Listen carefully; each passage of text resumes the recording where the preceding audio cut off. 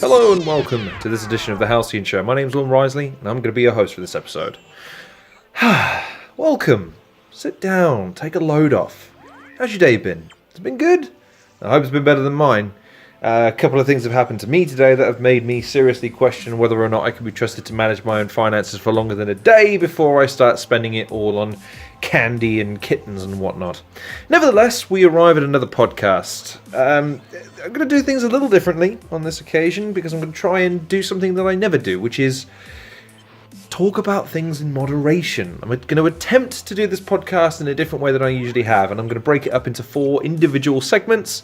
I'm going to record it in one big chunk here, and then release the video, but then I'm also going to release it in 4 separate chunks. So if you tune into old Leonides boy for any particular reason, i.e. gaming talk, talking about sports, talking about what's going on social media, or indeed what's going on with me on YouTube and other channels, then good news for you. You're going to be able to digest it in several delectable, meaty / chocolatey, whatever your preference is, chunks. So we're going to kick things off with gaming, because it's the thing that seems to be the thing that's driving me most at the moment. It's what I appear to be spending most of my time doing.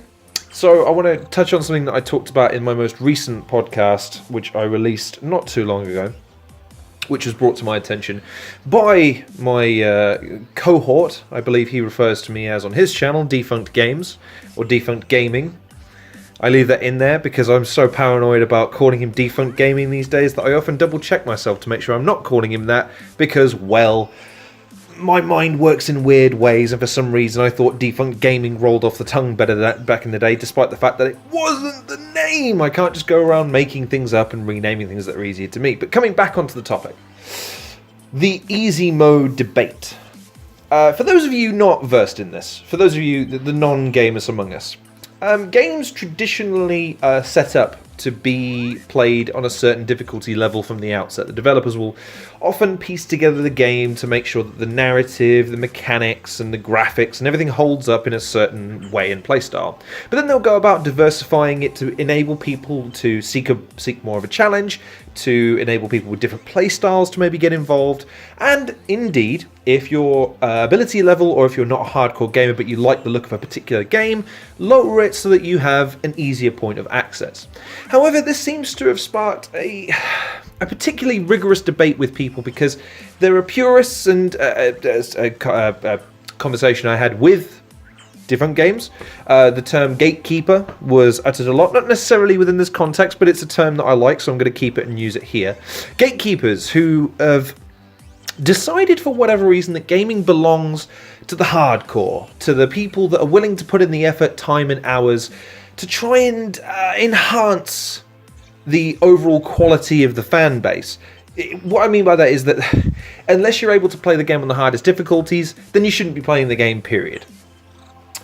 And then you've got people on the other side who are attempting to imbue this debate with the notion that, and this is something that, again, Cyril was accused of doing, that you are anti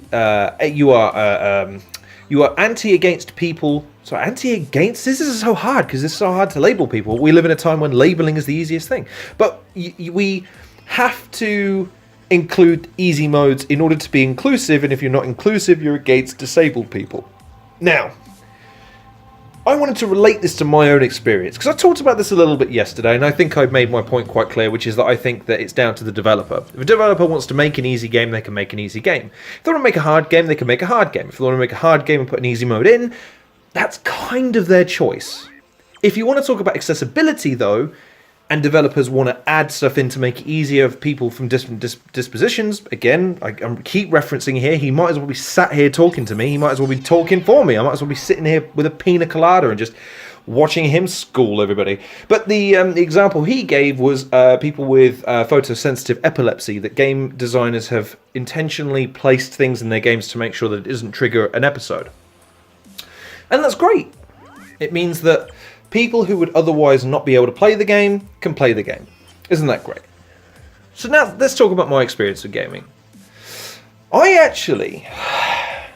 appreciate an easy mode because I'm not a talented gamer. I like being able to play certain games on the lowest difficulty because it means I get to at least experience it. Now, do I get to experience everything the game has to offer? Probably not. Because when you up the difficulty, it does have the unintended effect of making you think about what you're doing more.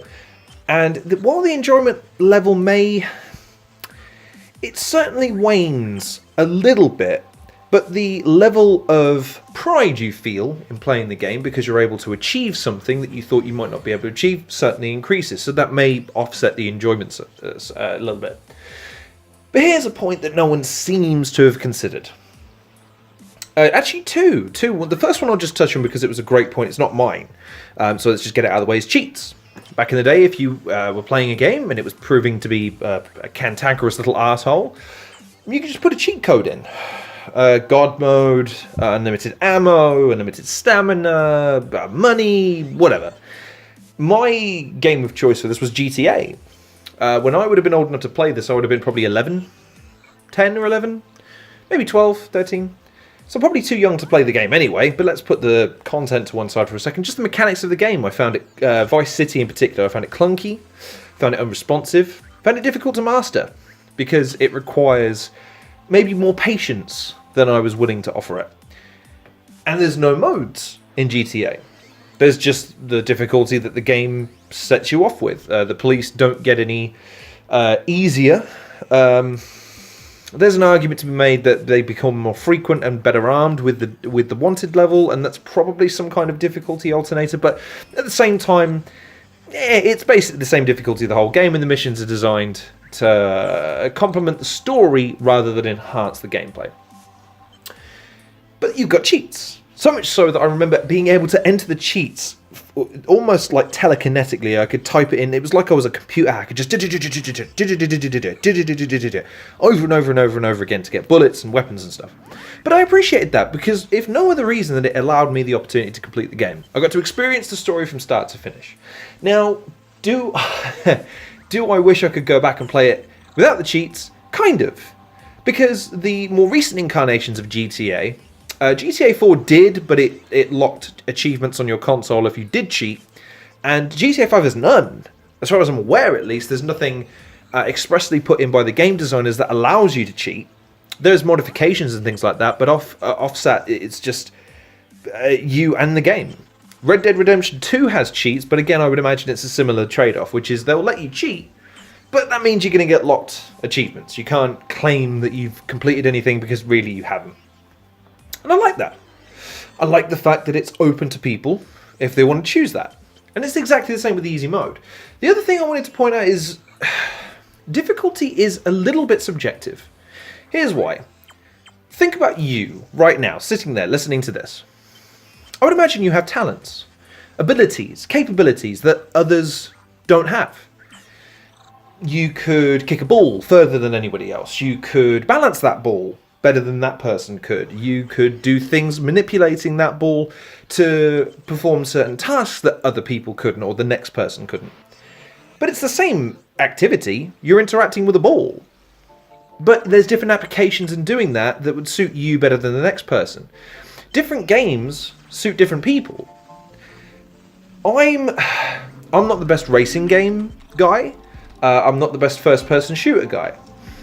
I'm an RPG fighting game guy. I love me some fighting games and I love me some RPGs, especially the ones where it's all stat-based and I can just grind out results over a period of time. I love that.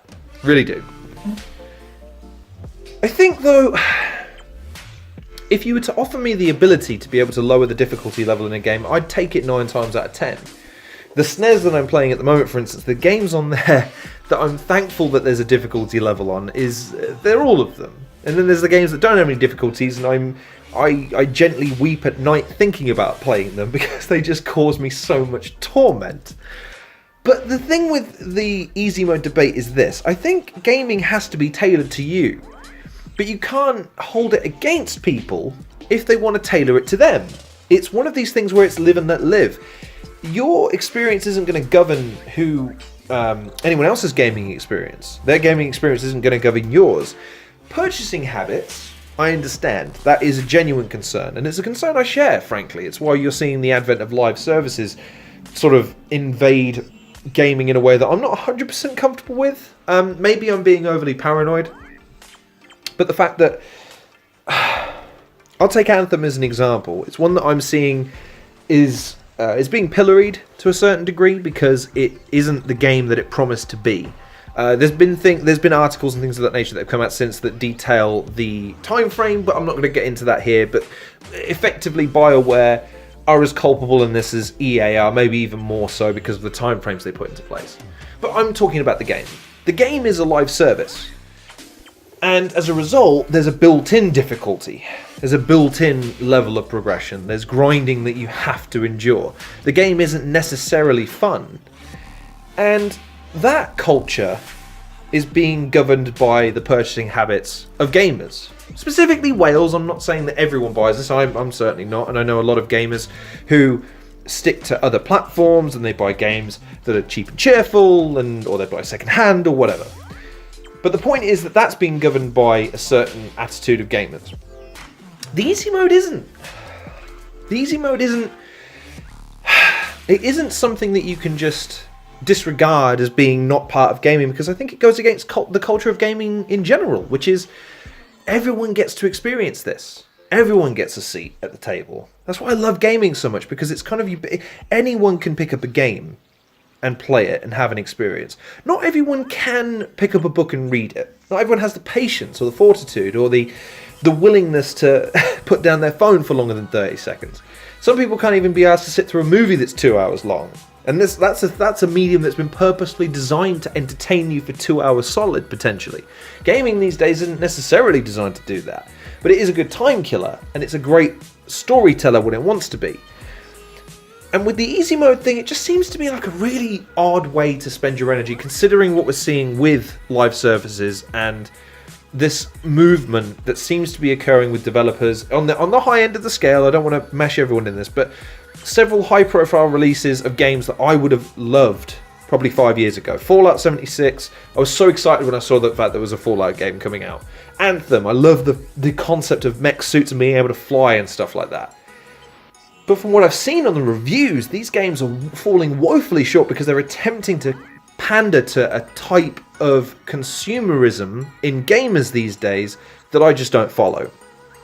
So when it comes to the easy debate, you'll forgive me now, because if I can't move forward with gaming, and you'll pardon the pun here, I will have to retreat to the halcyon days of gaming when things were designed from a single player perspective. They were designed to inspire you to go to school the next day and tell your friends all about your adventures in your games and share experiences and invite people around to co-op and to multiplayer and things like that. Things that were all inclusive from the get-go. Easy mode included. So my point to this is not necessarily to disparage people that want to be hardcore. I say go for it, man. The only game I ever completed on the hardest difficulty was Gears of War 2, and that was in co-op as well. And I got a story out of it. I'm saying that your energy may be better expended looking at what your habits are, because your habits aren't necessarily benefiting the industry as a whole, which will lead to worse things down the line, because we've already seen examples of difficulty levels being locked by some developers. The one that springs immediately to mind is Metro Last Light, when I think it was Ranger difficulty was locked behind a paywall of some description. If it wasn't, it was a day one. It was part of a pack or an edition of the game. That's the thing to be more worried about. Live services encouraging developers to gate off more and more content to sell it back to you for the same price as what you would have paid for the whole package before. That concerns me. It prices me out of gaming in the future, and it means that I have to look to the past to satiate my lust for gaming goodness. And I don't want to do that. I want to experience new titles, and I want to see the new generation of storytelling and the new generation of graphics and abilities. But to all those people, I want to say thank you very much for subscribing. I hope that you're staying tuned. I hope that you'll like, share, subscribe. Check out some of the other content that I've produced recently. As opposed to normal, I'm going to say go and check out some of the other content creators that I've included in the description below. They deserve your love and appreciation. And in the meantime, as always, please, take care of yourselves, and I'll see you guys in the next episode of The Halcyon Show.